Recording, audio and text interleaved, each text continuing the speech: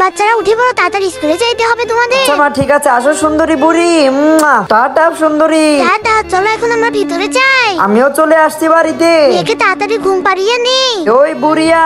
ও চিল্লাই কেন? আমার ছেলে ঘুম পাড়ছে। আসে না, হর্ন দে। এ তো পাগল করে খেলো রে। আরে এই বুড়িয়া বাইরে আয়। দেখি তো গিয়ে সে কি করে রে। আরে ওটা কি? এটা লাথি দিয়ে শব্দ করি। এই পাগলটা তো ডিস্টার্ব করতে লাগলো। কি ঘুম পাড়ছে? বের হয় না, দাঁড়াও কলিং বেল দে। এই নে। আরে তাও বের হয় না কেন রে? কি হলো? দরজায় গিয়ে নক করি। আমার মেয়ে এখন উঠেই পড়ে মনে হচ্ছে। আরে বুড়িয়া দরজা খোল। আরে দরজাই তো খোলে না। দেখি তো ওই বুড়িয়া কি করে, কোথায় রে সে? খেলনা চালু করে দেই, খেলনায় শব্দ করা শুরু করু। শব্দ হওয়া শুরু হয়েছে।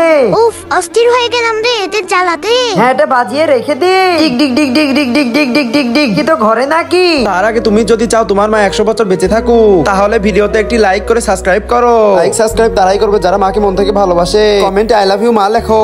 যে আমার মেয়েকে ঘুম থেকে তুলে এখন নাও, কোলে নিয়ে রাখো। না বাবা আমি চলে যাই। মেয়ে তোমার কাছে যাবে। এই নাও এখন রাখো তুমি। এই বাবা আমার তো বিপদেই পড়ে গেলাম রে। হাই রে।